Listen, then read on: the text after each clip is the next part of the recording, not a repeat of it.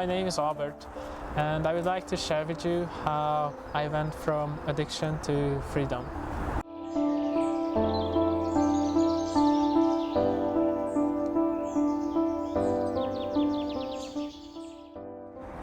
Hi, my name is Albert, and I found the most unexpected way out of addiction.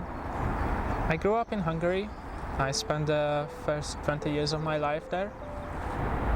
I remember when I was young, my mom would take me to church every now and then, and I was fine with it. I even went there on my own sometimes.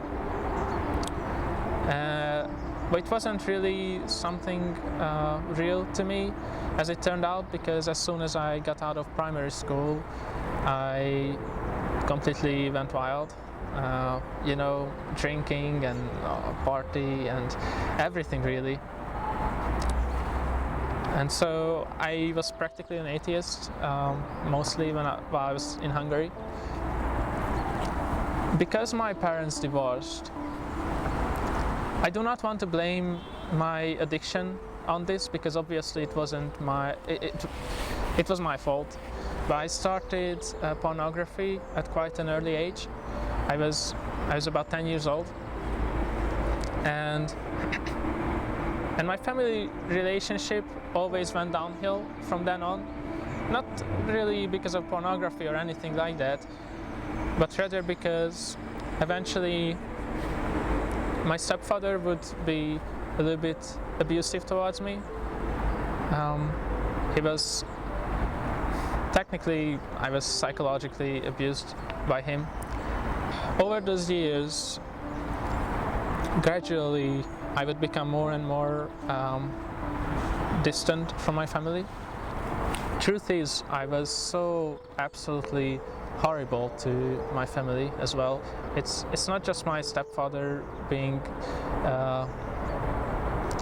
the way he was towards me, but it was me also. My response, I was very rebellious and very, very conceited, just prideful, arrogant, and so that completely destroyed my family relationship. So there we go. I was very rebellious and rude to my family, but eventually I managed to get out into the world. I ended up being accepted into university in the UK, particularly in Wales, and so I went there. I started an entirely new life in Wales, and what happened was, before that, in Hungary, I really didn't think about pornography much, because I just didn't consider it a problem. But when I was about to go over to Wales, I actually, for the first time, thought of quitting it. And the reason was that I realized maybe if I quit pornography, I would have more confidence with women. It's just that.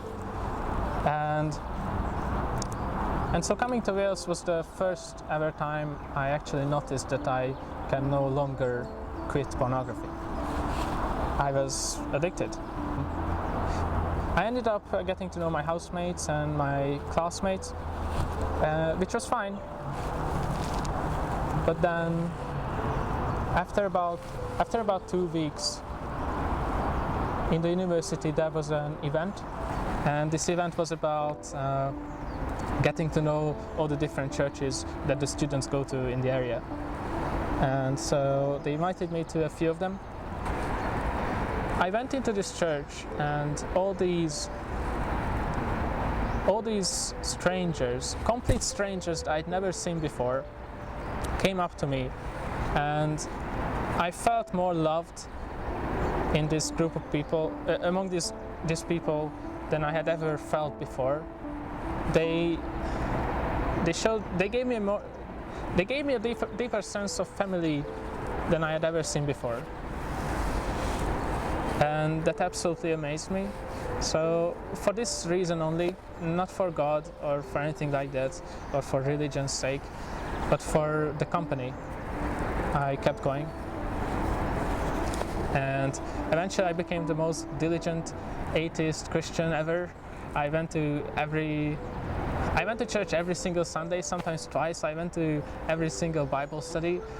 I ended up going to church for half a year as an atheist. Again, I could hardly care less about God himself. I just went there for the company. I enjoyed the company, so I didn't mind. At the same time, because I went there for the company, I gradually came to know more and more about God. And I eventually started asking lots of questions as well. Yeah, I still refuse to believe though. I came from kind of a scientific background type of thing, where people say, why would you believe in something you don't see? Meanwhile, as I was learning, as I was going to church, I was struggling more and more with my addiction because I had the motivation to quit it, and I was struggling to do it. And so eventually I started to come up with all sorts of different strategies and ideas and even different thinking patterns of how to quit pornography. And every single attempt I had miserably failed. I just could not. I could not. I kept falling back. And even though I was refusing to believe in God, I started to care about what the God of the Bible would think about addiction and things like this. And so eventually I looked up different sources and videos on YouTube about this topic, and even though I was refusing to believe, I still got a little bit anxious about this, because I came across different verses that say that all the sexually immoral will be thrown into this lake of fire, and just horrible things I saw in the Bible about this. And even though I was refusing to believe, I started to be a little bit subconsciously a little bit anxious. And it got to the point where I was in the act of watching pornography, and I was literally fearful. I was in fear. I just felt this anxiety, and the more and more I knew about God, the more I wanted to quit pornography. So some of the verses that particularly caught my attention were Jude 7, which says, Sodom and Gomorrah and the surrounding towns gave themselves up to sexual immorality and perversion. They serve as an example of those who suffer the punishment of eternal fire. And Revelation 10:21 talks about the cowardly, the unbelieving, the vile, the murderers, the sexually immoral, those who practice magic arts, idolaters, and all liars will be thrown into the lake of fire. And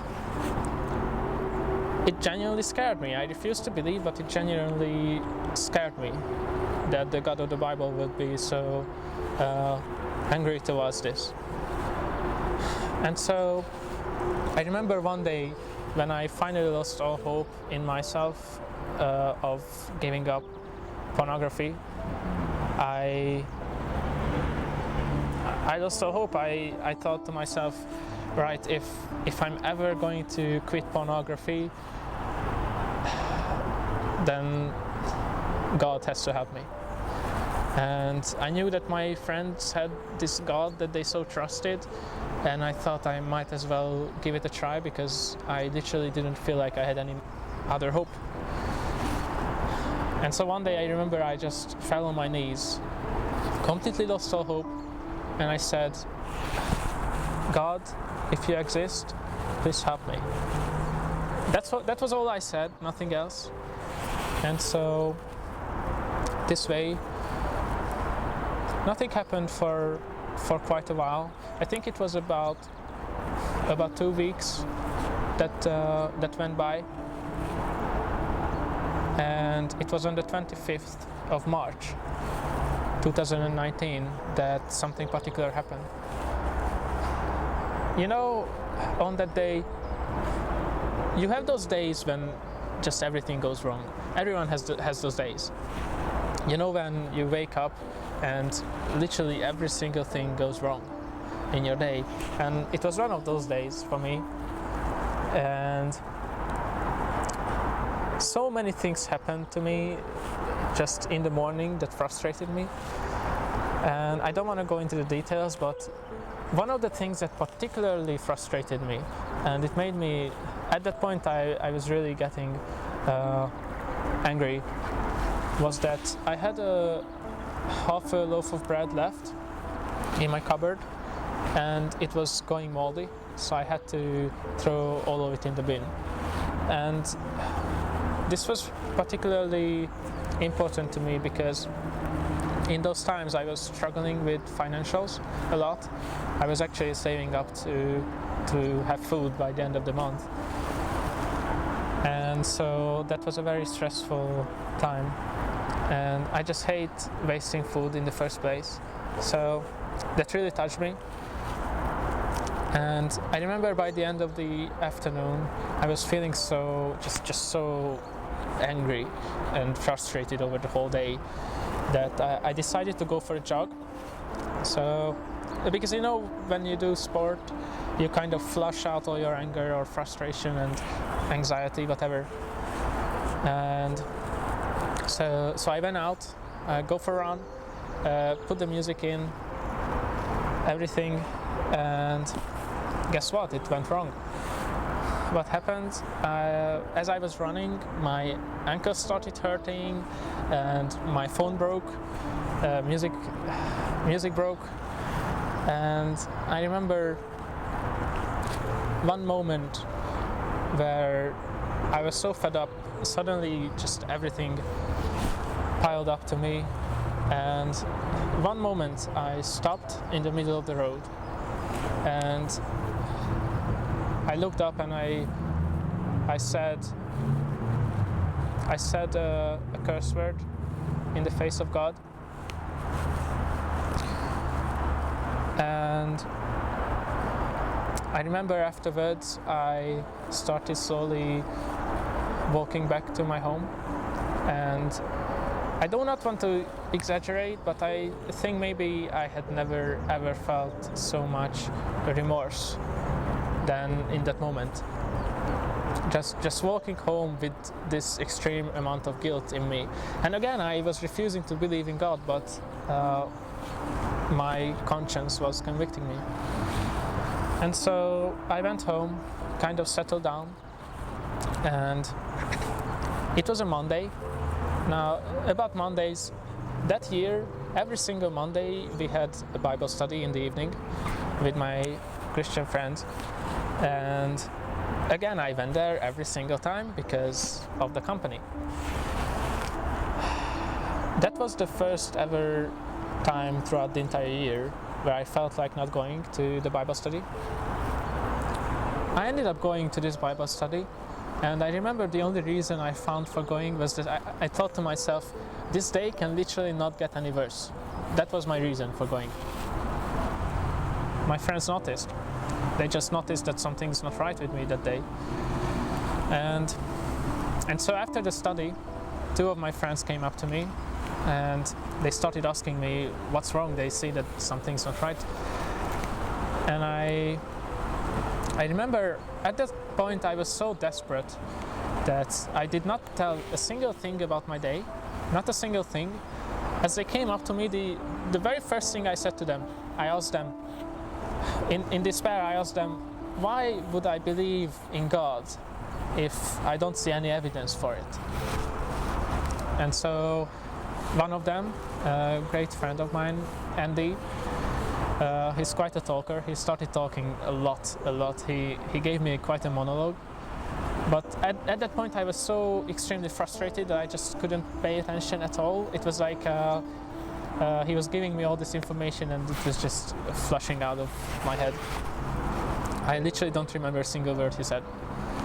And then suddenly, I don't know why, but suddenly everyone went outside of the room. Except for one friend of mine. and two of us were talking a little while, but everyone went to the kitchen. And after a while, Andy comes back into the room by himself. And as he steps into the room, he's holding in his hands a huge bag.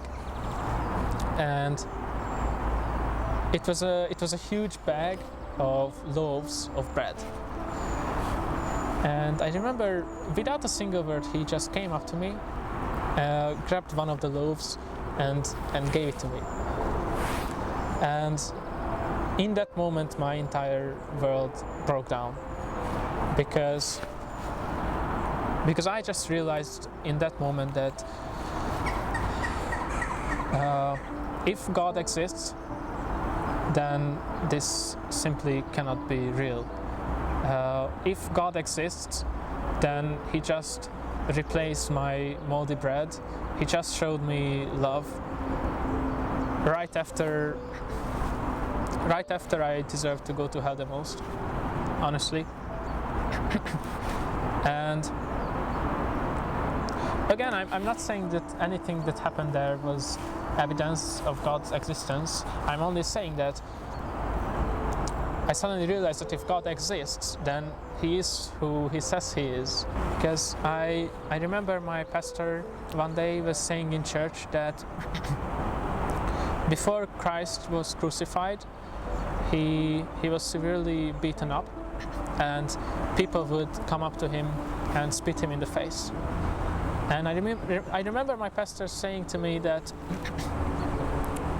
when this happened, when these people would come up to him and spit him in the face, Christ would respond with absolute love. The same thing happened to me that day. I technically I spat in God's face, and He responded in unconditional love. And at that point, I was so filled with joy. I can't really explain it. Suddenly, the very moment Andy gave me that loaf of bread, all my anger went away immediately, and all turned into joy. That amount of love I saw from God was enough for me to believe, to put my blind faith in Him. So I'm just walking home with this loaf of bread. I was just holding it to my chest. It just gave me so much joy, I don't know. And I remember I went to bed, and I remember next morning I woke up and I was going to have breakfast. So I just put the bread on the table, and as I was about to have breakfast, I was just staring at the bread, just sitting in front of the bread, and it gave me so much joy. Just looking at it gave me so much joy. And after 10 years of pornography addiction and struggles and miserable failures of trying to quit it, after all that, suddenly what I noticed is that from that day onwards, since I received the bread, I suddenly stopped struggling with pornography. That's it. It vanished from my life. It was done. It was done away with. It just disappeared. And since that day, it's not that I suddenly stopped having temptations, but since that day I've had the ability to say no to it. And it's been more than a year now. It's absolutely amazing. God gave me an entirely new heart. I not only lost my pornography addiction, but suddenly I stopped being so extremely self-centered, and I stopped craving money. I had the ability to forgive my stepfather. I could be best friends with him now. And if I had to summarize the entire message of this video to you, it would be this: stop trying to quit pornography. Instead, put your hope in Christ. And once you do that, the Bible promises that you will not only be able to say no to addiction, but you will have everlasting life.